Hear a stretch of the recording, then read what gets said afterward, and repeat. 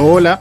¿Cómo están todos nuestros auditores de Charla 11? Bienvenidos a este nuevo episodio y tenemos una sorpresa. Tenemos a un nuevo coanfitrión. Le damos la bienvenida a Gogo. Gracias, Yamil. ¿Cómo Muy, estás, muy Gogo? feliz de poder estar acá nuevamente. Está ansioso de poder estar nuevamente acá, volver, porque no es un extranjero ni advenedizo. Ya había estado antes con nosotros en Charla 11 de unas temporadas anteriores. Así que Creo que ahora fue la esta 2. es temporada 4, ¿ya? También una mención, ¿por qué no está Miguel? Miguel, que nos había acompañado la temporada anterior. Bueno, ahora tiene una carga laboral mayor. De hecho, cuando estábamos haciendo el podcast, lo llamaron para poder dar clase en una universidad. Entonces, obviamente, lo dejamos volar a sus nuevos horizontes. Así que muchas gracias, Miguel, que nos estás viendo o escuchando por el tiempo que estuviste con nosotros. Pero ahora empezamos una nueva temporada con Gogo, así que bienvenido y cuéntanos un poco de lo que vamos a hacer el día de hoy. Bueno, hoy día tenemos cosas muy, muy interesantes y la verdad que también tenemos varios hermanos de la iglesia a lo largo de Chile que nos van a ayudar a entender algunas cosas que como país estamos muy acostumbrados. Hoy día vamos a hablar un poquito sobre el manejo de las catástrofes naturales.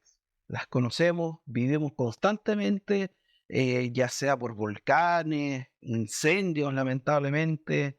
em, y los terremotos, ¿cierto? Entonces queremos hoy día compartir con ustedes cómo podemos nosotros hacer el manejo de esto y, claro, vamos a hablar con algunos líderes que han sido parte importante del manejo de estas catástrofes a lo largo de estos años. Bien, así que vamos a comenzar presentándoles. Vamos a presentar primero a uno de nuestros invitados, que es Ramón Páez. Ramón Páez Lamartine es consultor en gestión de fortalezas, es asesor de liderazgo y gestión de conflictos, facilitador de aprendizaje organizacional, mediador de conflictos, magíster en intervención psicosocial y también director ejecutivo de la Fundación Creo Familia. Actualmente se desempeña como asesor del Quórum de Diáconos de su barrio, Peña Blanca 1 de la Estaca Villa Alemana, en la quinta región, la región de Valparaíso, acá en Chile, y ha servido como presidente de Estaca, consejero de Estaca, secretario de Estaca, secretario ejecutivo de Estaca, sumo consejero, obispo consejero del obispado, secretario de barrio, presidente y presidente del Quórum de Élderes. Como obispo y presidente de Estaca estuvo asociado a la intervención en distintos tipos de crisis, entre ellas 3 mega incendios en los años 2013, 2014 y 2017, y el terremoto de 2010, del 27 de febrero del 2010. Su relación con la gestión de emergencia no nace en el contexto eclesiástico, sino en el secular, ya que a mediados del año 2003 se le designa como encargado de emergencias municipales, una designación que recibió como trabajador social en una comuna de más de 100.000 habitantes. Le damos la bienvenida a Ramón Páez. Gracias, Yamil. Gracias, Gogo, por la invitación. Un placer estar aquí. En lo que se pueda aportar, siempre disponible. Gracias, Ramón. Vamos entonces a presentar a nuestro siguiente invitado. Vamos ahí a ponerlo en pantalla. Buenas noches, hermano Abraham. Vamos a comentarles un poquito de Abraham Maldonado. Él es técnico en California, en la hermosa provincia de Palena, y trabaja en instalaciones sanitarias y gasfitería. Nació en la localidad de Rangún, que está ubicada 1 hora y cuarto de Puerto Varas hacia la hermosa cordillera. Él nació en febrero de 1960. Conoció la iglesia en la rama de Quillón, distrito de Chiloé, en el año 1989, donde se bautizó y conoció a su actual esposa. Ellos tienen un hijo y 3 hijas. En 1990 llegó a Chaitén, donde ha sido presidente de ramas en 2 oportunidades ya. Siendo el presidente de esta rama, en mayo del 2008 hizo erupción al volcán de Chaitén, el cual obligó a evacuar la localidad del mismo nombre, que posteriormente, como sabemos, sería totalmente destruida. La familia Maldonado también evacuó hacia la isla Grande de Chiloé, con destino a Puerto Montt, donde vivieron 3 años. Luego volvieron a Chiloé, donde vivieron otros 2 años más, para luego volver a la rama y a la ciudad de Chaitén. Actualmente, mi querido hermano Abraham Maldonado es el presidente de Quórum de la rama de Chaitén. Muchas gracias por estar acá, muchas gracias por estar presente con su testimonio y sus experiencias. Muchas gracias, hermano. Gracias por invitarme y considerarme. También con lo que yo puedo aportar, voy a estar aquí presente para que les pueda ayudar. Gracias. Muchas gracias. Muchas gracias, hermano Abraham Maldonado. Y bueno, nuestro siguiente invitado, y ya tenemos tres, es el hermano Aclicio Navarro. El hermano Aclicio Navarro Becerra, quien ahí también está en pantalla ahora, se bautizó a los 11 años en Penco, en la hermosa región del Biobío, en el sur de Chile. Y sirvió como misionero del año 1987 a 1987 a 1989 en la misión Chile-Santiago Sur. Fue presidente de Rama y luego consejero de 3 presidentes de Estaca, hasta que en septiembre del 2010 es llamado como presidente de la Estaca Penco, en donde sirvió hasta septiembre del 2019. El 27 de febrero del 2010, conocido como el 27F acá, era el primer consejero de Estaca y fue asignado a presidir la rama de Dichato. Trabaja como proveedor de naves de servicio de telefonía e internet. Ahí me va a explicar qué es lo que es eso de proveedor de naves. Y está acá con Flash Buldres, quien es profesora de música y tiene un hijo, Jeffrey. Actualmente sirve como segundo consejero de la misión Chile Concepción con nuestro querido presidente Helgi Hooks, a quien conocemos ya de hace un rato. ¿Qué es lo que es eso de proveedor de naves? ¿De nave de barco? ¿Qué tipo de naves? ¿Espaciales? Sí, barcos, Ah, ya. barcos, en los barcos. Ya, El, servicio el- telefónico e eh, internet. exactamente, tiene relación, le entrego este servicio a los tripulantes. Ya. Bien, Bueno, hermano Acricio Navarro, muchas gracias por estar con nosotros también. bien, para mí igual, gracias, muy grato poder compartir con ustedes también parte de alguna experiencia que hemos adquirido en el servicio en esta gran obra. Muchas gracias, hermano Acricio. Entonces, Gogo, está bien si, bueno, nos gustaría conocer las experiencias que tienen ustedes específicamente con estas catástrofes. Entonces, Gogo, sería bueno poder conocer un poco sobre eso. Sí, de hecho, me gustaría partir dentro de la biografía que leímos. Ahí Ramón nos comentaba en su biografía que él tenía ya quizás no eclesiásticamente, sino secular, alguna experiencia con catástrofe en su municipio o en la comuna en que él vive. Quizás, Ramón, nos podrías comentar desde ese punto para después empezar a ampliar y conversar de cómo nacen estas emergencias desde el punto de vista de el centro de mando de una municipalidad, a grandes rasgos, y después vamos a ir comenzando directamente hacia un poquito de la iglesia. Claro, mira, Hugo, lo que pasa es que las emergencias se decretan. Cuando se decreta una emergencia, se pone en marcha una red de capacidades y de recursos. Básicamente es eso. En cada municipio, en cada comuna existe un encargado de emergencia y existen profesionales que asisten. A mí me tocó ser el trabajador social a cargo de las emergencias en la comuna por algún tiempo. Y entonces uno va y en ese rol de trabajador social libera ciertos recursos que el Estado dispone que las municipalidades tengan. Entonces tienes una gestión que es técnica desde el punto de vista de la evaluación técnica, una evaluación estructural y una evaluación social para asignar recursos. Y ahí se activan todos los recursos. Hoy día es mucho más fuerte la idea de articular no solamente apoyo y ayudas concretas en términos de materialidad, sino también apoyo psicosocial. Por ejemplo, en estas tremendas catástrofes, imagínate, hermano Abraham, que de Chaitén, un pueblo que casi desapareció y que tuvo que moverse completamente, el apoyo psicosocial es fundamental. O la experiencia en Concepción, que fue cercano a un, a un terremoto de película, se cayó todo y lo que no se cayó se inundó, entonces requiere apoyo psicosocial. Entonces, un poco esa es la función que cumplí por algunos años y llegué con esa experiencia a la experiencia que me tocaron vivir también en la iglesia. Eso como contexto. Muchas gracias. Perfecto, y vamos de sur a norte. Empecemos en Chaitén con el hermano Abraham Maldonado, que nos cuente más o menos qué pasó, desde su perspectiva como líder desde su perspectiva como presidente de la rama Chaitén. La rama Chaitén o la ciudad o pueblo de Chaitén queda a unos escasos 10 kilómetros del cráter, de la boca donde sale todo este material y que explotó, dio la vuelta al mundo, la nube de ceniza, y queda a escasos 10 kilómetros. Entonces, si nos puede contar más o menos cómo lo vivió como presidente, desde la perspectiva de un presidente de rama. A diferencia de un terremoto que dura segundos o minutos, los más terribles, la erupción volcánica no dura unos minutos nomás. Si nos puede contar un poco, Panorama. Sí, la verdad es que la erupción volcánica, el efecto duró como 3 años, el efecto grave.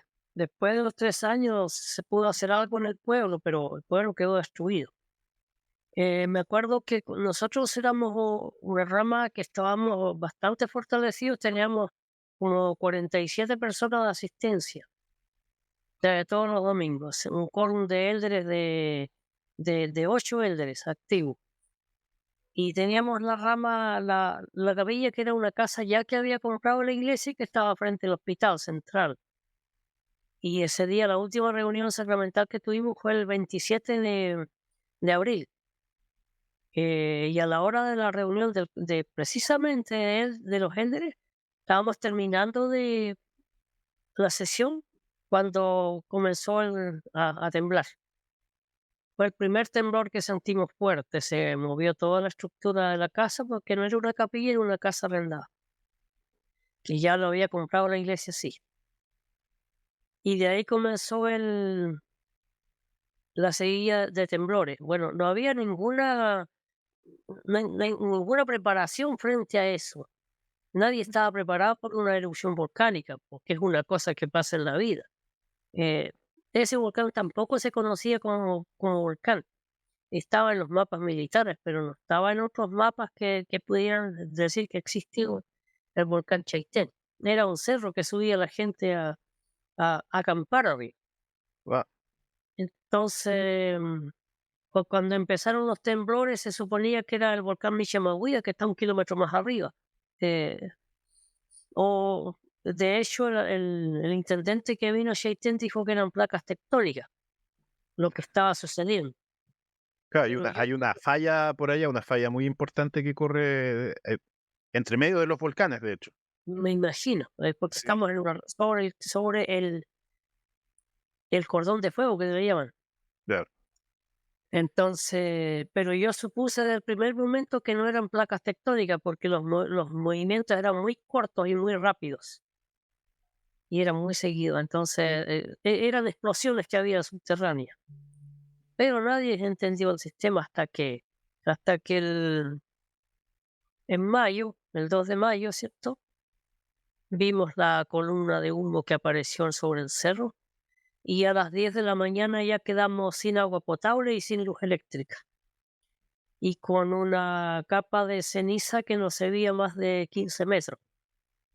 Y no servían las antiparras ni las mascarillas, nada de eso.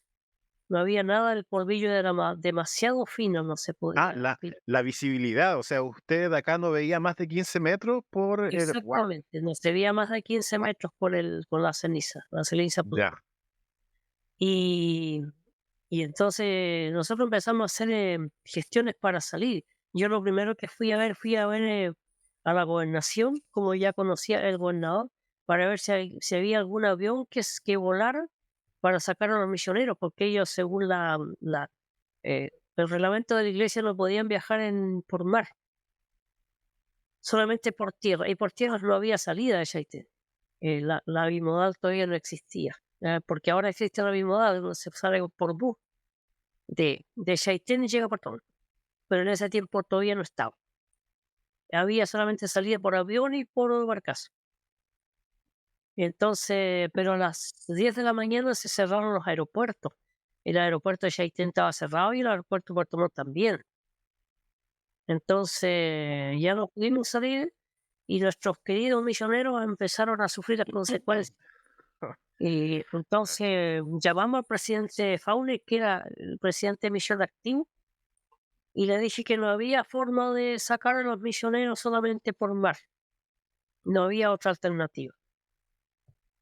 Y las barcazas estaban totalmente colapsadas, entonces salía una persona, pero solamente con 30 kilos de peso máximo, ojalá menos, porque una barcaza que era para 80 pasajeros, estaba en ese momento, lo cargaban con 300 pasajeros, entonces Ahora, quedaba muy Guau. peligrosa la salida. hermano Abraham, en ese momento en que está, bueno, ustedes dijeron que el domingo anterior ya habían sentido algunos temblores, Exacto. pero en el momento que ya esto erupciona, ¿cómo fue en ese momento que ustedes como liderazgo de la iglesia actuaron? Quizás tenían previsto algún plan de emergencia. Conocemos una mochila de emergencia, ¿cierto? Pero algún Claro. plan, algo que hacer en el momento de una catástrofe, ¿tenían algo en ese momento? No, no había nada. En el caso para una erupción volcánica no había nada, Ok, porque en los vehículos bencineros no andaban más que 15 minutos y quedaban en paro. ah, Aspiraban la ceniza y bloqueaban. Oh, El vehículo petrolero andaba un tiempo más, como ese no es con aspiración de cilindro, entonces ese como que corría más. Hubo gente que se fue para Futaleufú, empezamos a salir, pero Futaleufú fue más, eh, tuvo más ceniza que Chaitén. correcto. ¿Y las comunicaciones en ese momento, el teléfono, siguió funcionando o en El- el mundo colapsó? Sí, los celulares siguieron funcionando, pero no había nada que hacer, pues no se podía hacer nada, sino que eh, la municipalidad hizo una lista de personas para que la barcaza los fuera sacando, pero después con la con la congestión, el susto de la gente, se perdió todo eso, se armó un colapso y todos se iban a la barcaza. había pánico. Sí, pues el pánico empezó a colapsar. Nosotros salimos este mismo día a las 4 de la tarde. Salimos hacia evacuados ya por urgencia, porque después Carabineros empezó a tirar gente nomás arriba de los camiones y a salir. Sí, Oiga, hermano, entonces, ¿y, ya, y cuándo, como, qué día más o menos, o en qué mes, ya estaban todos afuera de Chaitén? y O yo por creo lo menos que los miembros de su rama. en 3 días después, Ya. los últimos que salieron fue la familia Melinado, que salió el 2 como el 3 de la tarde. El 5 ya no había nadie. El 3 de mayo. El 5 de mayo ya no había nadie. Ya. Bueno, Y esta erupción, como hablábamos, no es algo de minutos, sino algo que ya incluso comenzaba un poco antes con el tema de los temblores. Eh, Esto duró cerca de un año. Cerca de claro, un año. El último erupción o el último pulso eruptivo grande fue el 19 de febrero del 2009. exacto. Entonces tuvo todos esos meses constantemente eh, haciendo erupción totalmente, constantemente tirando más. No Ceniza. conozco los términos, los términos técnicos, pero todo ese flujo piroplástico, todas las cenizas, toda la lava estuvo constantemente saliendo, entonces fue algo que duró por mucho tiempo. Por Y mucho luego tiempo. de eso, como la emergencia no acabó cuando salieron, porque después ya estaban, Uh, tenían que llegar a algún lado, ¿cierto? Exacto. Después colapsó el río Blanco, se tapó el puente y después lo fueron a tapar y ahí se llevó como 500 casas que habían en la calle Pillán. La calle Pillán, que era en ese entonces, ahora es el río Blanco. Y ahora, en el término de nosotros como unidad, llamamos a los líderes. A nosotros nos recibieron en la capilla del barrio Libertad, en Puerto Montt, porque nosotros nos quedamos, yo no quise quedar en Chiloé, porque me llamó el presidente González, que era el consejero de la misión de Osorno, que ahora está en Santiago, y nos dijo que viajemos y nos recibió el presidente Estaca en su casa, que él tenía unas piezas para vender. Y nosotros no nos quisimos quedar en albergue, le aconsejamos a los miembros que no se queden en albergue, que simplemente busquen a los hermanos, porque en los albergues era un caos, Mm, no era como para hacer nada ahí. Entonces nosotros nos fuimos a la iglesia y empezamos a buscar apoyo entre los hermanos de la iglesia, y la verdad es que fue muy, muy bueno, súper bueno, porque seguimos activos. Claro, hubo un Sí, amor de ahí, se entrelazaron. exactamente, porque nos hermanaron, y entonces ahí es donde yo digo, realmente nosotros somos hermanos, los miembros de la iglesia. La palabra está muy bien puesta, Qué bueno. el Ah, concepto. gracias. Entonces, ahora vamos un poco más al norte, vamos avanzando en nuestra geografía. Eh, Hermano Acricio Navarro, usted era consejero de estaca durante ese terremoto. ¿Cuánto fue que duró el movimiento? ¿Cuántos minutos? Fue como Hoy, minutos. un poco más de 3 minutos. Un poco más de 3 minutos. La verdad es Fue que, eterno. la verdad es que fue eterno. No, la verdad, nosotros estamos acostumbrados acá en la zona, en realidad, a Chile. los temblores, en realidad, muy acostumbrados, pero cuando empezó y no paraba, y no paraba, y uno no podía lograr estabilidad, entonces dijimos, chuta, aquí la cosa es seria. Y evidentemente fue muy seria, o sea, em, fue, como bien decía delante el hermano Páez, creo que ha sido uno de los terremotos más grandes que hemos tenido, y no solamente a nivel de acá en nuestro país, sino a nivel mundial, y es considerado como uno de los más grandes. El cuarto o quinto más fuerte a nivel mundial, creo que está por Ajá, ahí. Y luego no fue solamente el movimiento que duró estos 3 minutos, sino vino el el tsunami, terremoto. que fue el más destructivo. Y luego Exactamente. de eso, la emergencia no se acabó ahí, sino que incluso usted asumió como presidente de Estaca en septiembre, y la emergencia todavía estaba en pie, Sí. porque Lo que, la destrucción aún siguió. Lo que pasa es que cuando vino el terremoto, la verdad es que para nosotros ya asumimos que había sido un tremendo terremoto.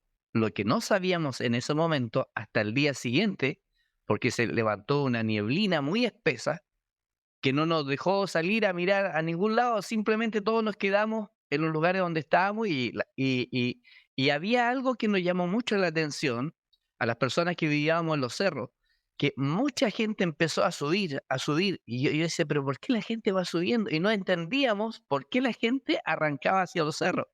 Bueno, al día siguiente, cuando ya empezó a despejar y la nieblina empezó a disipar, entonces entendimos de que no solamente había habido un terremoto, sino que había venido un tsunami, un tsunami que había sido más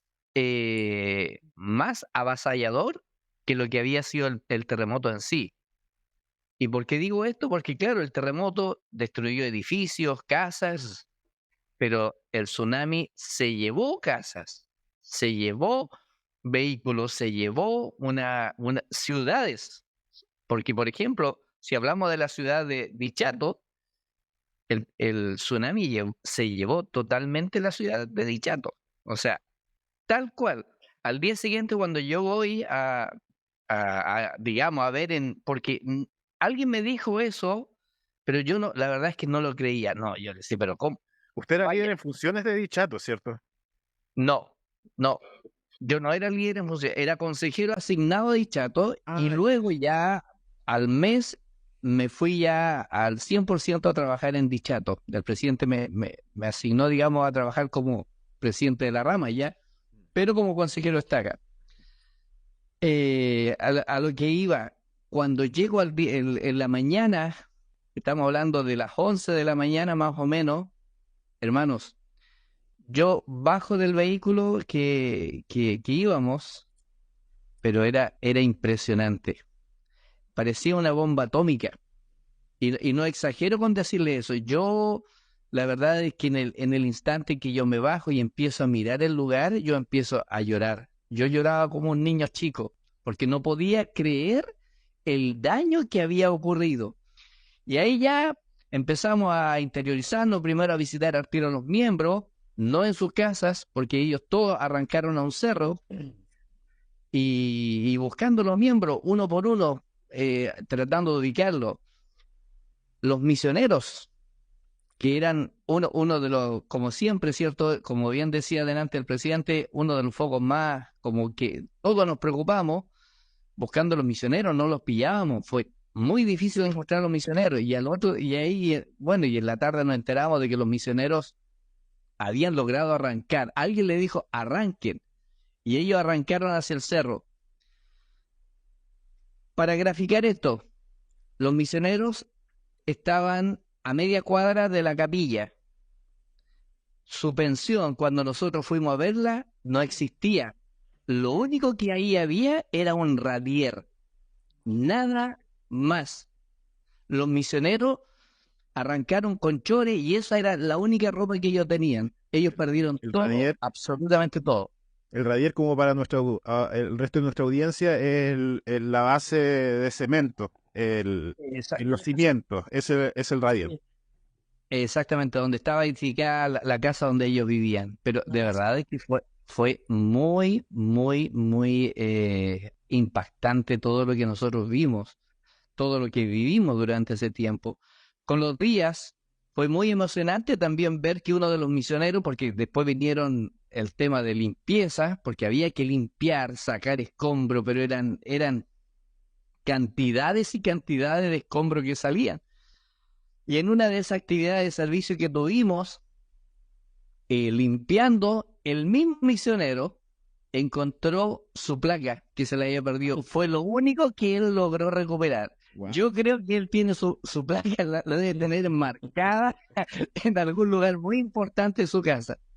Pero fue muy devastador, muy, muy devastador en realidad de cada cosa que vimos, porque como bien también decía el presidente antes, no solamente tiene que ver con esta pérdida, después viene el choque emocional de la gente. De hecho, la iglesia puso a disposición varios psicólogos porque la gente no quería bajar. Nadie quería bajar después, digamos, a ver, digamos, si podía recuperar algo en sus casas. Ustedes le preguntaban a alguien si estaban de acuerdo en que se construyera nuevamente o se reconstruyera su casa, y decían, no, mándenme a cualquier lugar, pero yo no pienso volver allá. A ese extremo era la angustia, ¿cierto? El miedo que la gente tenía. Y esto perduró, la verdad, por mucho tiempo. No por semanas ni por meses. Yo diría años, que la gente estaba muy afectada producto de esto, de lo que le acabo de comentar. Wow. Bueno, tenemos aquí un país selecto, pasando por una erupción volcánica que duró mucho tiempo, un mega terremoto, y bueno, lamentablemente nos faltan varias cosas más, varias catástrofes. Pero vamos a subir entonces un poquito más hacia el norte en nuestra geografía y queremos centrarnos un poquito en estos mega incendios que hubieron este verano. Y aquí, quizás para ponerlos un poquito en contexto y para que profundicemos un poco, Ramón Páez en ese tiempo era el presidente de Estaca, de una de estas ciudades, y era el presidente con más años como presidente de Estaca, ya que los otros tenían menos tiempo.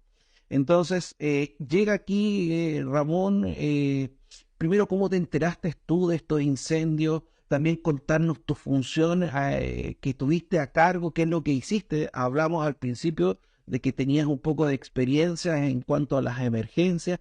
¿Cómo ves esta organización de emergencia en cuanto a la ciudad, ahora en cuanto a lo eclesiástico? Y hay muchas cosas, si nos puedes comentar de lo que hizo Alder Vargas, quizás yo después les pueda comentar qué pasó con los PFJ en Cumora, pero cuéntanos tu visión y lo que viviste en ese momento.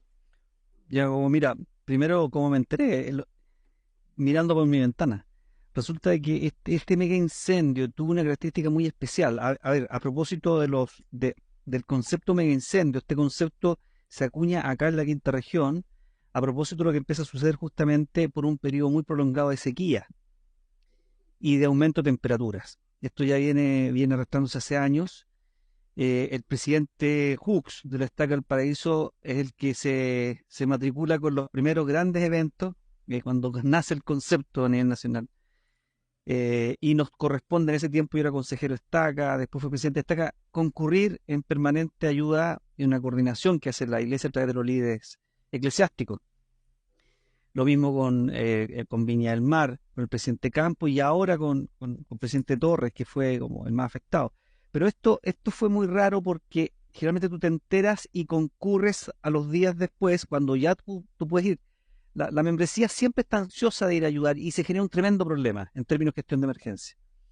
Porque empiezan a llamar, quiero ir, vamos, ¿cuándo vamos? ¿Cómo nos estamos yendo? ¿Por qué no tenemos buen corazón? Hay muchas expresiones que uno va escuchando en el proceso, pero la verdad es que es muy peligroso asistir en el mismo momento. Eso lo aprendimos desde Valparaíso en los primeros tiempos. Eh, Tú tienes el fuego y el fuego cambia de posición de un cerro a otro o salta quebrada, una cuestión increíble. Por tanto, hay que esperar que todo se acabe para concurrir a apoyar a los miembros y a otros hermanos. Entonces, nos tocó ayudar y ya yo venía con esta experiencia secular, como decía al principio. Por tanto, tenía cierta experiencia en la gestión de emergencia. Eso es un concepto igual que la gestión de crisis. Pero esto fue algo totalmente distinto a todo lo demás, porque resulta de que empezó este incendio en distintas partes al mismo tiempo, y eso fue muy raro. Nosotros estábamos acá mirando por la ventana de mi casa cómo se quemaba cierta parte de Peña Blanca, en la comuna de Vilemana. Probablemente se estaba quemando partes en Valparaíso y partes en Viña del Mar, y Quilpué, todo al mismo tiempo. Fue muy complejo, porque fue todo simultáneamente. Por tanto, en cierta hora de la tarde, en la quinta región empezaron a sonar las sirenas en todas las comunas. Y se empiezan a mover todas las fuerzas de bomberos a todas partes. Fue muy caótico, fue tremendamente caótico. Se dio una cuestión que se llama el 30-30-30. 30 temperatura 30 grados, 30% humedad y velocidad de 30 nubes en el viento. Y eso es el caldo cultivo maravilloso para un incendio. Tormenta perfecta. A tormenta perfecta. Y fue catastrófico. Tú tienes que considerar que en este incendio se perdieron más de 15.000 viviendas, son más de 15.500 viviendas. Y son eso equivale en superficie como a 8.500 hectáreas. Pero este no es de más expansión de hectáreas, pero sí el que es más catastrófico en términos de pérdida de vida. Son 131 personas las que finalmente se definió, ¿no? Al principio se decían que eran 15, y nosotros escuchamos por las radios que Bombero decía que eso no era posible porque ellos veían lo que estaba pasando. Gonzalo, la situación fue tan catastrófica que hay lugares completos donde las personas simplemente no alcanzaron a escapar. Entonces tienes dos partes de la emergencia. El momento clave donde solamente pueden intervenir personas que son muy preparadas y que tienen recursos para poder hacerlo. Esos son bomberos, carabineros, etcétera. Nosotros no tenemos una injerencia. Pero a los pocos días se activa todo lo que los miembros de iglesias pueden hacer a través del sacerdocio. Y ahí el del Vargas, que es el 70 que estaba a cargo del Consejo de Coordinación, nos encargó a algunos presidentes ver algunos temas. A mí la coordinación, presidente Campos todo lo que era comunicaciones, y apoyar, porque es fácil concurrir cuando tú no eres afectado. Pero aquí tenemos todas las comunas afectadas. Solamente un ejemplo, el presidente Estaca más afectado, que fue el presidente Torres. El presidente Torres en un momento tuvo que seguir arrancando y se tuvo que ir de la comuna. El presidente Ríos en Quilpué estaba luchando con el fuego, con la manguera de su jardín. Entonces, ¿cómo articulas desde esa experiencia? Ese es el desafío, creo yo, y el desafío que nos quedó patente, porque estamos teniendo un año lluvioso nuevamente y vamos a tener un verano caluroso nuevamente, y lo más probable es que no vuelva a suceder lo mismo. Son 131 personas fallecidas. Hay miembros que perdieron sus viviendas. Hasta el día de hoy se está viendo que no están todas las viviendas, las soluciones habitacionales no están aún completo. Se supone que todo el mundo está haciendo un gran sacrificio, un esfuerzo, pero pero no está la solución para todo. Ha sido un invierno duro para muchos de ellos, frío, muy frío. Y ahí entonces, ¿cómo concurrimos? ¿Cómo hacemos lo que tenemos que hacer? Ese creo que es una buena pregunta para hacernos y para ver cómo nos vamos perfeccionando en esto, que al parecer no es un evento, sino que es una realidad que vamos a enfrentar cada cierto tiempo. Sí, hay muchos aspectos que hablar de cada una de estas catástrofes que da para un podcast o quizás varios para hablar de estos diferentes aspectos, pero quisiera preguntarles en cuanto al nivel de preparación que vieron ustedes en ese momento. El hermano Abraham ya nos dijo como que ni siquiera estaba considerado el volcán Chaitén de que fuera a hacer erupción. De hecho, pensaban que iba a ser otro. No estaba dentro del radar pensar que esto iba a ocurrir. Por lo tanto, la preparación no era mucha la que había. Con lo que usted nos decía, ¿cierto, hermano? Eh, Claro, es verdad. sí. Entonces quisiera preguntarle al hermano Aclicio y luego al hermano Ramón, eh, ¿qué nivel de preparación vieron ustedes en los miembros de sus respectivas estacas? En el momento, o bueno, o luego de del terremoto y de los mega incendios. Hermano Aclicio Navarro. Sí, bueno, yo creo, a diferencia del norte, que realmente yo admiro y nunca me habría gustado estar en los zapatos de ustedes, hermano Páez, porque lo de ustedes es muy incierto, es muy incierto. En el caso nuestro, para un terremoto o un tsunami, nosotros podemos estar más preparados. O sea, de hecho, estamos preparados para poder enfrentarlo en cierta medida. Las mismas construcciones son diferentes, puede resistir fácilmente un terremoto, no seguir las instrucciones que nos han dado, ¿verdad? No construir cerca del mar, es algo que se nos ha enseñado, entonces son cosas que podemos evitar, a diferencia, vuelvo a decir, de allá de Valparaíso, Viña. Pero ¿cómo nosotros nos preparamos? Yo creo que los miembros en general estábamos preparados para enfrentar algo como esto. Yo lo veía, por ejemplo, en los almacenamientos que los miembros tenían, en los ahorros que tenían. O sea, a grande, digamos, si hablamos en general, yo me atrevería a decir que los miembros en general estábamos preparados para enfrentar una catástrofe. Sin embargo, yo creo que aprendimos mucho también de esta misma catástrofe, porque igual, o sea, estábamos preparados para un terremoto, pero no para un tsunami. Entonces, aprendimos con respecto a lo que puede hacer, lo que puede pasar. Aprendimos también de la gente de mayor edad, que ellos sabían lo que había que hacer y gracias a ellos la gente arrancó hacia los cerros. Ellos fueron los que indicaron lo que teníamos que hacer. Entonces, insisto de que la iglesia nos ha enseñado en lo personal, desde muy pequeño he aprendido acerca de la autosuficiencia y he escuchado a los líderes hablar de la autosuficiencia y he visto cómo en la sociedad de socorro, especialmente ellas, siempre han estado trabajando mucho el tema de la autosuficiencia. Entonces, yo creo que es algo que no debemos olvidar, que debemos mantener, no porque hayan pasado un par de años de que pasó el terremoto, esto no va a volver a ocurrir, esto va a venir. Lo importante es que debemos aprender de ello y estar más preparados todavía.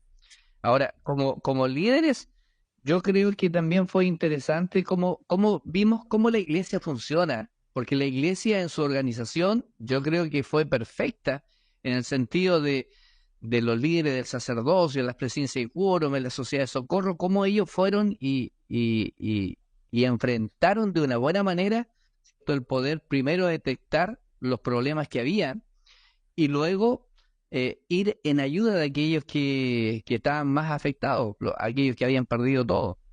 Entonces, la iglesia en sí siempre ha estado como bien adelantada con respecto a esto. Y, es más, me atrevo a decir de que la respuesta de la iglesia siempre es primero que cualquier organización. Nosotros lo veíamos en los alimentos, en los camiones que llegaban con alimentos, nosotros estábamos entregando alimentos y la municipalidad todavía, por ejemplo, estaban haciendo los catastros de la gente que necesitaba. Y no, y la iglesia, nosotros como sacerdocio y como sociedad de socorro, las hermanas, estaban muy claritas y tenían, en la tarde del mismo día ya tenían toda la información. Y al otro día ya estábamos entregando los paquetes, ¿cierto? Y los alimentos a la familia. Hubo otras necesidades que había que cubrir. Entonces, en ese sentido, creo que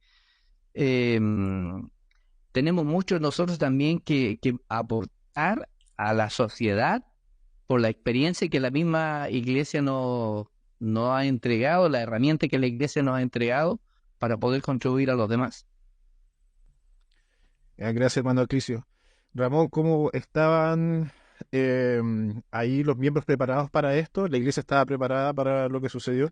Es una pregunta compleja porque, como dice Aclicio, tú puedes tener mochila de emergencia, pero en 2 minutos la mochila se quemó porque no tienes tiempo. Este fue un gran factor porque la gente simplemente tenía que arrancar. Para que Abraham y Aclicio entiendan, la gente acá en la quinta región ya estamos acostumbrados a que cuando empieza un incendio y es cerca, te empiezan a llamar por teléfono y es un sistema de anuncio de emergencia.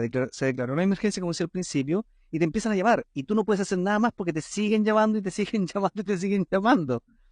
Y tú tienes que arrancar y te das cuenta, y esto pasó, te das cuenta que no hay fuego cerca, porque eso también se debe perfeccionar. Una cuestión que hay hartos... Está hablando de la alarma SAE. Las alarmas SAE. No, ya. Bueno, para que se entienda también, fuera de Chile, es una alarma que llega al teléfono en casos de emergencia, claro, que es de parte del Estado, de la CENAPRED, que es el Servicio Nacional de Prevención de Desastres. No me acuerdo bien cómo es la sigla. Y llega esto a los celulares avisando de que hay un incendio cerca, un incendio de interfase cerca, o que viene un tsunami, o que vienen inundaciones que también. Entonces eso llega al celular y suena fuerte. Y claro, a mí me ha tocado que vivo cerca de un lugar donde ha habido inundaciones, no donde vivo yo. Entonces suena varias veces. Entonces a eso es lo que se refiere Ramón. Sí. Y para responder bien concreto, la preparación de los miembros. Es muy complejo prepararte. Nosotros podemos tener esta preparación para un tirador activo que entre armado, ¿cierto? Que el obispado presidente nos pidió incluso entender que eso es un elemento que puede suceder, una situación que puede suceder, y hay una carta del obispado presidente donde tú tienes que prepararte en este formato de las 3 siglas, ¿no? De los 3, correr, esconderte o luchar. Pero no estamos preparados para que se queme todo con la velocidad que se quemó. ¿Cómo te preparas para eso, Yamil? ¿No? Lo que tenemos que articular es otro nivel de preparación. Insisto, y es el nivel de la coordinación. Porque tú podrías definir con tu familia por dónde vas a arrancar. Podrías decirle a los miembros cuál es el lugar de evacuación. Y eso se hace en todas las estacas de Chile. Porque vivimos en Chile, el país de los terremotos, ¿cierto? Pero ¿cómo articulas la ayuda? Yo te voy a decir algo. En el tiempo de los incendios de Valparaíso, se tuvo pics de 1.500 personas ayudando. O sea, diarias, habían entre 400 y 800 personas diarias de la iglesia ayudando. Nosotros en esta emergencia llegamos a un pic de 250. Y ese es un factor que quiero explicarlo porque es muy importante. El interés, a ver, la gente quiere ayudar rápido. Y si nosotros no articulamos rápido, el apoyo eclesiástico se disgrega en ONGs y otras organizaciones. Y entonces después tú quedas y empiezas a citar y dices, ok, vamos a ir para allá a ayudar, pero ya están ayudando en otras partes. Entonces, el tema está en que tú tienes que responder cuando la autoridad civil te permite responder. En este caso, la autoridad civil prohibió la subida. Una cuestión muy obvia, era muy peligroso. Y los tacos que se generaron fueron impresionantes. Era muy difícil articular ayuda. Nosotros finalmente subimos, hicimos todo lo que se pudo, pero el tema del interés es muy cortoplacista. La gente quiere ir porque tiene esta empatía natural, pero la reconstrucción demora meses. La limpieza demora 1 semana a 2 semanas. Eso es lo máximo que dura la limpieza. que los camiones puedan subir por esos cerros impresionantes, eso es la dificultad, etcétera, pero 2 semanas máximo. O sea, articular esa ayuda, tuvimos un pic de 250 personas, un poco más, bueno, trabajando, teníamos gente también en cocina, es toda una articulación de gente cocinando. Imagínate que los 3 primeros días, después que nosotros llegamos al sector, nos instalamos una capilla y tuvimos un centro de operación y un centro de acopio, y de distribución de material y de personas para trabajar. Los 3 primeros días trabajamos sin luz y sin teléfono. No había luz ni había telefonía. Entonces era muy complejo poder hacer cualquier cosa. Era muy difícil. Y Ramón, sí, ¿puedo agregar algo? ¿Puedo agregar algo? Y coincido, pero plenamente con lo que tú acabas de mencionar. A nosotros nos pasaba lo mismo, por ejemplo, allá, hablando de Dichato, que fue uno de los lugares más afectados. Llegaba mucha gente a ayudar, pero lo que no entendían de que habían organizaciones que estaban primero, por ejemplo, estaba lleno de militares, y los militares eran muchos los que habían ahí ayudando. Entonces, al final, la gente, en vez de ayudar, de hacer una contribución, iban a estorbar, molestaban. Entonces, como ya no se les necesitaba, porque había cosas, porque no había más palas, no había más carretillas, por decir algo, no había espacio para ellos. Entonces, ¿qué es lo que hacían? Empezaban a caminar, a recorrer y sacar fotografías. Eso era lo que hacían. Entonces, lo comento porque es algo muy parecido. Y a mí me pasó algo interesante. Con esa experiencia que nosotros ya teníamos, y con el presidente Hooks, nos conocimos nosotros, justo porque después del 2010, vino uno de los incendios grandes que tuvieron. Y yo me acuerdo cuando vino, nosotros, bueno, como una manera de poder retribuir la ayuda que habíamos recibido de tanta gente de la iglesia y de fuera. Entonces, cuando vino el tema del incendio, nosotros hicimos una campaña, me acuerdo, allá en La Estaca. Y nosotros, y la instrucción de nosotros fue: no vamos a ir ahora, porque habíamos aprendido. Y nosotros dejamos pasar como 2 o 3 semanas por lo menos, y ahí recién teníamos todo listo, acopiado, llenamos un camión y lo fuimos a dejar. Y llamé al presidente y le dije un poco, porque digamos, él me dijo: no sabe cuánto se lo agradezco por venir ahora, porque yo sabía de que después de las primeras semanas también las organizaciones se empiezan a retirar y ya la gente empieza a desaparecer. Y cuando la gente empieza a desaparecer, los afectados, se empiezan a sentir también como que solos, Desvalido, muy abandonado. desvalidos, exactamente. Entonces, lo que tú dices, sí, acá se le puso una nomenclatura, se le llamó, a partir de este mega incendio, turismo de catástrofe. Que gente que iba, es terrible lo que voy a decir, pero esto pasó. Sí. Gente que iba con sus autos y se ponía a sacar fotos, porque de verdad que las películas te quedan chicas a lo que uno puede ver. O sea, yo no lo voy a decir porque la gente lo sabe, pero aquí tuvimos escenas que fueron dantescas, tremendas, sí, era superada cualquier imaginación. Y había gente que sacaba fotos, eso es horrible, pero el miembro siempre quiere ir a ayudar, y el miembro está Sí. hecho de corazón para ayudar, pero debe entender que debe ser direccionado por los líderes sacerdotales, que van a tomar todas las medidas, pero en estas mega catástrofes tú tienes a los líderes que se están afectados. Entonces, no pueden, ¿cómo coordinan? Entonces, una cuestión súper importante, tiene que haber una coordinación más global, más integral, tiene que haber más conversación. Esta es una opinión de una persona externa que ha manejado emergencia, no tengo ningún rol en la iglesia, pero debe haber discusión respecto a la forma de proceder. Eso tiene que existir. Existió ahora, tuvimos todo el apoyo, tuvimos un 70 súper involucrado, que llegó al lugar, llegó la presidencia área, los gerentes que trabajan en operación de manutención, en bienestar, desde Argentina, de Chile, o sea, tuvimos un apoyo total, teníamos los vehículos, teníamos la herramienta, teníamos recursos, compramos radio, cosa que se hizo todo muy fácil, porque se entendió la magnitud. Entonces, ¿qué creo yo que falta? Mira, yo creo que falta poder tener algún tipo de instrucción respecto a cómo se gestiona la emergencia.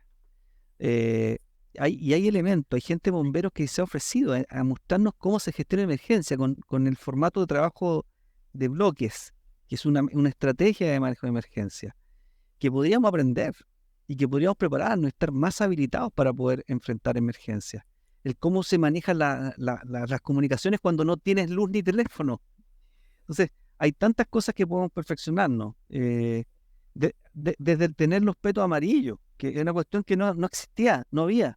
En Chile no había. Les pedimos a los presidentes en Santiago, no tenían. Nosotros tampoco teníamos. Están en poder los miembros, como que se desvanecen. Entonces, es un tema que hay que seguir conversando, viendo cómo nos vamos preparando para poder enfrentarlo, porque de seguro vamos a encontrarlo nuevamente. Y de hecho, bueno, hay muchas experiencias que podemos sacar de esto. Hay algunas cosas que ya tenemos esta experiencia. De hecho, lo que queríamos conversar hoy en día, ya conocemos los problemas, conocemos cómo están los miembros, pero también conocemos o queremos saber estas experiencias, cómo las traspasamos a nuevos liderazgos, cómo las traspasamos, como tú decías, Ramón, para tener una coordinación efectiva ante las catástrofes, porque como ustedes dijeron, esto va a seguir sucediendo. Bien. Ahora, Hay una forma natural que se da, que es, en este caso, por ejemplo, a mí me tocó la coordinación, pero el presidente Campos, que el presidente está acá en el mar, venía toda la comunicación y hacíamos todos juntos, estábamos muy, muy unidos, con también el presidente Honores de la Estaca Valparaíso y el presidente Torres de la Estaca Chupaya, que era la más afectada. Tuvimos siempre en una conexión permanente. También incorporamos al presidente Río, fue afectado. Yo, en mi estaca también se quemaron 50 casas, y no fue menor. Pero imagínate la magnitud de la catástrofe, que yo no atendí nada de esas 50 casas. Tuve que recurrir un apoyo de esta catástrofe, que era una mega catástrofe. Entonces, los presidentes vamos traspasando esa experiencia en la medida que vamos participando. Yo pienso que los presidentes que quedaron con la experiencia de poder articular, porque tú tienes que llegar, ordenar, establecer puntos de reunión, establecer formas de comunicación, establecer gestión de la situación misma, establecer puntos de encuentro, establecer protocolos, establecer niveles de seguridad. Y eso es una cuestión que se va aprendiendo. Si no tienes la instrucción, por otro lado, la aprendes por la experiencia. correcto. Lo que yo creo que lo que falta definir es, en la magnitud de la emergencia, es cómo coordinamos entre todas las instancias, entre todas las, voy a decirlo así, entre las estacas. ¿Qué pasa si puede pasar algo tan grande como esto? ¿Cómo concurrimos? ¿Cuánto tiempo nos damos? ¿Cómo convocamos? Bueno, aprendimos muchas cosas en esta emergencia también, y creo que los presidentes que están ahora tienen la experiencia o vieron, lo aprendieron y podrían manejarlo. Falta probablemente el que definamos quiénes deben concurrir. Ahí es súper importante los 70, que tienen un rol de coordinación permanente. Ellos tienen una función clave, muy clave, de poder decir ya, ustedes, si es que está este presidente afectado, ustedes encárguense. Y entonces somos un grupo, un bloque, y vamos y hacemos lo que tenemos que hacer. Correcto. Ahora, yo estaba pensando en lo siguiente. Tuve la oportunidad de conocer Chaitén. Fui misionero de la Gran Misión Chile Osorno en el año 2000. Tuve la oportunidad de acompañar a mi presidente José García a Chaitén en un vuelo, una aeronave, que la verdad es que me sentía así del cielo porque pensé que iba a capotar esa aeronave. Conocí el Chaitén, que era chiquitito, pero tuve la oportunidad ahora este verano, el verano pasado, de ir a Chaitén, y es totalmente una ciudad totalmente distinta. Ya no están las calles donde están, el río que usted decía, hermano Abraham, ya no está, se conserva todavía el museo abierto donde están las casas enterradas. Pero quiero llevarlo, ya para ir terminando, les preguntamos qué pasaba antes, cómo ustedes efectivamente quizás estaban preparados o no, la iglesia, la ciudad. Ya conocimos qué es lo que estaba sucediendo, pero yo vi un cambio en Chaitén, de todo lo malo que vimos durante años con esta catástrofe, pero hoy día es un pueblo nuevo. Es hermoso, una hermosa plaza, muy turístico, se reconstruyó. Mi pregunta, y va hacia los tres, ¿qué tanto nosotros podemos influir en nuestras congregaciones para que estas catástrofes, que son muy malas y que se pueden llevar a mucha gente, ¿cómo podemos hacer nosotros para influir en una reconstrucción? Y partiendo por una reconstrucción, como decía hermano Páez, ¿qué podemos hacer nosotros? ¿Qué podemos entregar a los demás? Entonces la pregunta para cada uno de ustedes, ¿qué les gustaría entregar a ustedes como experiencia a las otras generaciones? ¿Qué quieren ustedes hacer para que tengamos toda una reconstrucción, pero sabiendo de la experiencia? Hermano Abraham, ¿qué le hubiese gustado hacer a usted en este periodo, que ya está todo reconstruido, pero qué experiencia puede traspasar a otros en cuanto a su propia experiencia? Bueno, aquí hay estos comités de emergencia. De hecho, la iglesia, presidente Yásima, y estamos participando en comités de emergencia de lo que pasó. El presidente Yásima no estaba acá en el tiempo de la erupción. En ese tiempo había esto... El presidente Yásima era el presidente de Rama actual. actual de Rama. En ese tiempo había, sí, en el caso de tsunami, había lugares de evacuación, había se hicieron muchos simulacros para ver a dónde estaban los lugares de reunión y todo. En ese caso estábamos preparados. Pero para lo que no estábamos preparados era por una erupción volcánica, que es todo lo contrario. Por una erupción volcánica yo no puedo irme al cerro, porque ahí está el peligro. Tampoco puedo tomar un vehículo y salir para donde sea, porque ahí hay el volcán, en caso de tirar magma, en 10, 20 minutos llega al pueblo. No hay ninguna posibilidad de salir hacia arriba. Ahora la preparación que se hizo, que sí hay que salir hacia Puerto Montt. Hay una carretera que nos puede salvar y esa es la instrucción que hay. Y nosotros estamos preparados, tenemos vehículos. Y ahora el volcán se le puso también sensores de movimiento que avisan cuando el volcán empieza a cambiar la alerta. Hay y también, como dice, hay una aplicación en el teléfono que va a empezar a dar señales cuando el volcán esté cambiando las alertas, de la alerta amarilla a la naranja y luego a la roja. Entonces, eso nos va a ayudar a tomar nuestros vehículos y poder salir lo más rápido posible. Porque en el tiempo que pasó esto, tuvimos que cerrar la casa y salir.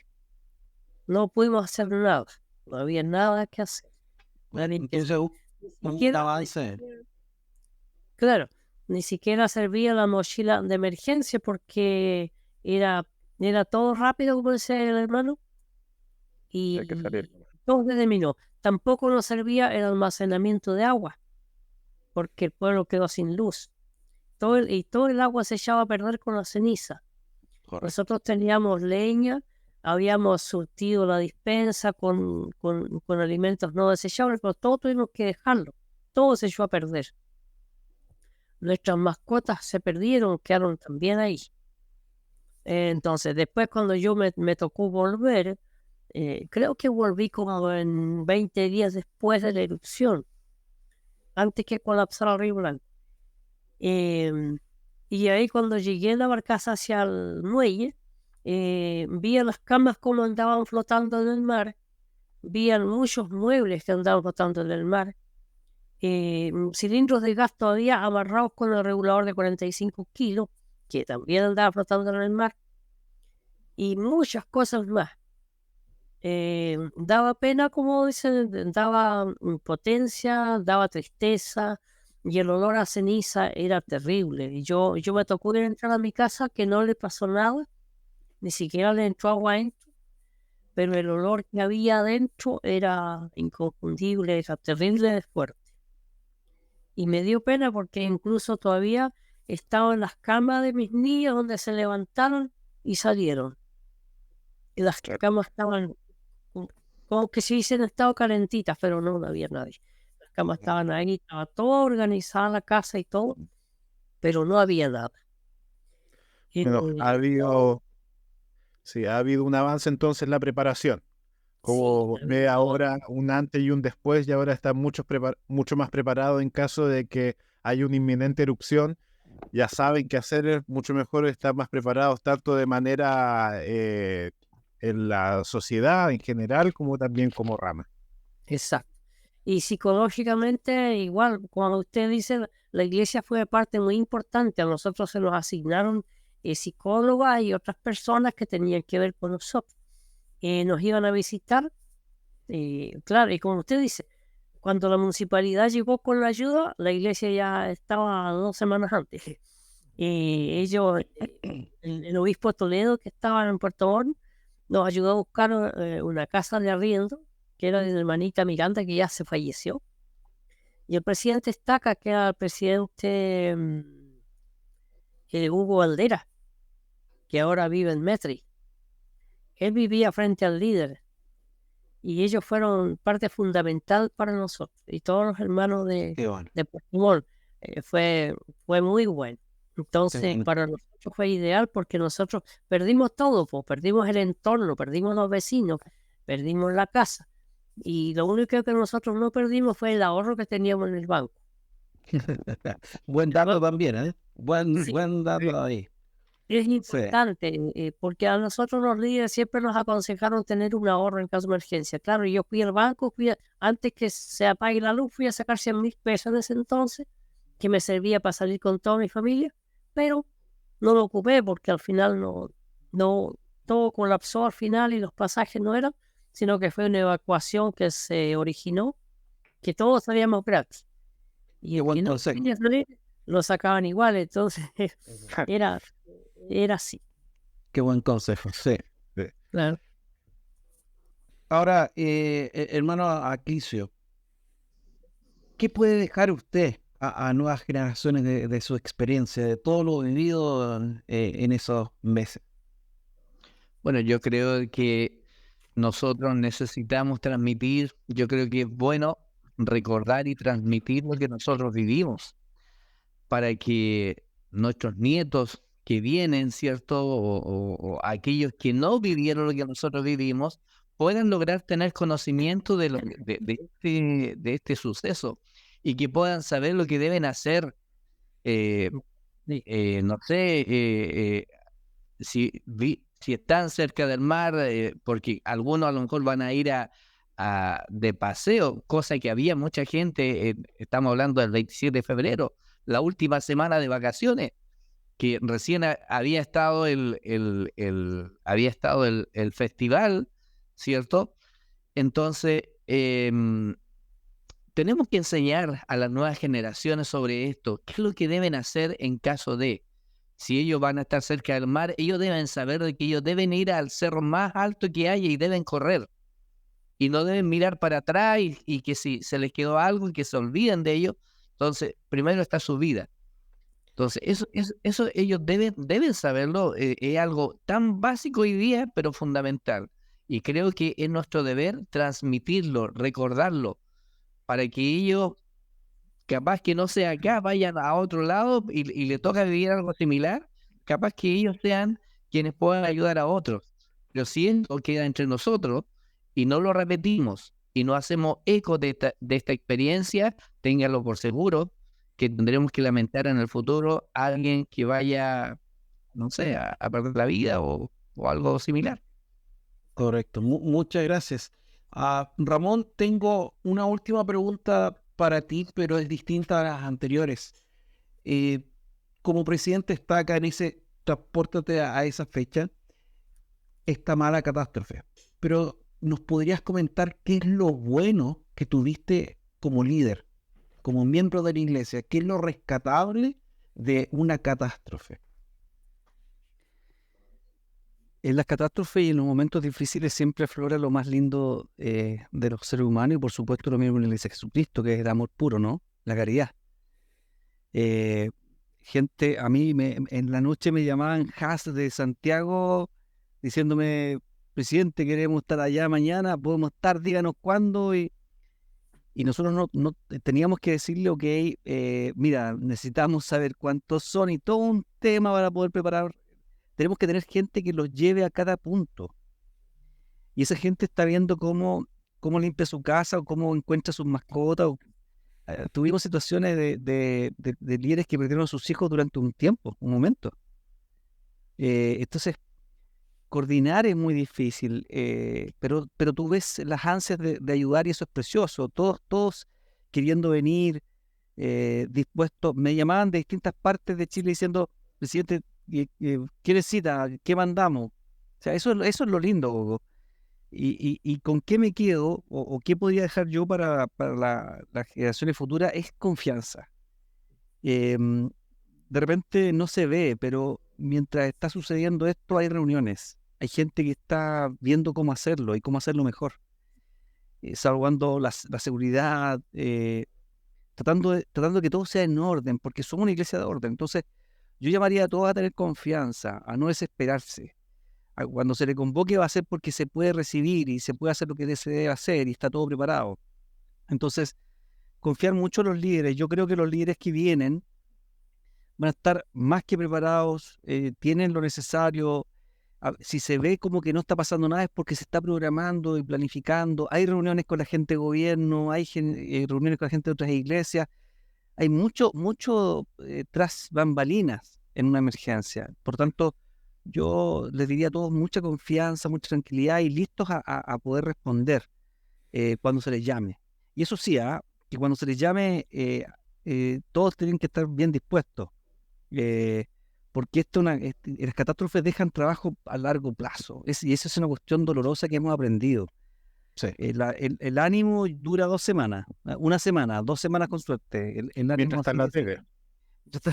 La verdad que cuando se va a la tele, se deja de haber gente en las calles y quedan los miembros de la iglesia, Sí. queda la gente buena y la gente de otras iglesias también, principalmente, gente de ONG que quedan trabajando. Entonces, a entender de que esto es a largo plazo, a tener una disposición. Creo que eso es como el llamado a las generaciones que vienen, entender que los líderes que están ahí están planificando, están haciendo las cosas bien, confiar y concurrir. Muchas gracias, hermanos. Algo que me queda de este episodio, algo que no estaba preparado, que en varios momentos, cuando ustedes me contaban lo terrible, se me hacía un nudo en la garganta, y también cuando me contaban cómo los miembros de la iglesia, cómo la iglesia como organización también fue parte en reconstruir las casas, pero también reconstruir a los miembros, como recomponerlos después de todo eso, también se me hacía un nudo en la garganta. Y recordaba que fue hoy día o ayer que el elder Dietrich F. Uchtdorf en sus redes sociales compartió que él había visitado Dresden, en Alemania, uno de los lugares donde él había vivido y donde había visto la destrucción completa de la ciudad, producto de la Segunda Guerra Mundial, y como ahora es una ciudad maravillosa, vibrante. He visto sus fotos, nunca he tenido el privilegio de estar allá, pero se ve que es una ciudad muy bonita, muy grande, muy activa. Y él hablaba cómo veía en esto también un testimonio de la expiación de Jesucristo, como esa reconstrucción es un testimonio de que, bueno, si el hombre pudo reconstruir esto, como el Salvador también puede reconstruirnos a nosotros por medio de su expiación. Y bueno, hemos visto reconstrucción, y también tenemos que aprender que la reconstrucción debe ser mejor que la construcción. O sea, también debemos entender que los desastres no son naturales. La naturaleza hace lo suyo, pero si hay un desastre, si hay pérdida importante, es porque nosotros hicimos algo malo, no estaba bien preparado. Si estamos construyendo casas en la ribera, justo al frente del mar, estamos haciendo algo mal. Si estamos construyendo casas, como lo vemos en muchos lugares en Viña del Mar, que están en los cerros, están pegadas una de otra, no hay espacio para poder evacuar, estamos haciendo algo mal. Y debemos aprender de todo esto. Y creo que eso es una de las cosas importantes que tenemos de este episodio, es que debemos aprender, debemos prepararnos y también escuchar a quienes estuvieron antes de nosotros, que tienen experiencias, tanto buenas como malas, y que debemos aprender de todo ello. Así que muchas gracias, Ramón Páez, Ignacio Navarro y Abraham Maldonado, por haber estado con nosotros. Gogo. Muchas gracias a todos ustedes. Estoy muy entusiasmado por estas nuevas generaciones, estos nuevos líderes que nos van a guiar cualquier catástrofe. Pero más entusiasmado estoy porque tenemos un Dios, tenemos a Jesucristo que nos va a poder guiar según la revelación. Así que muchas gracias a ustedes. Esperamos que puedan estar atentos a nuevos episodios, que puedan estar atentos. Vienen cosas muy, muy entretenidas que vamos a conversar con Yamil y algunos otros invitados. Así que dejamos a todos ustedes invitados y agradecer a Ramón, a Clicio y a Abraham esta noche. Suscríbanse en nuestros canales de YouTube y Spotify para poder tener más información como esta muy interesante. Así que nos vemos. Chau, chau.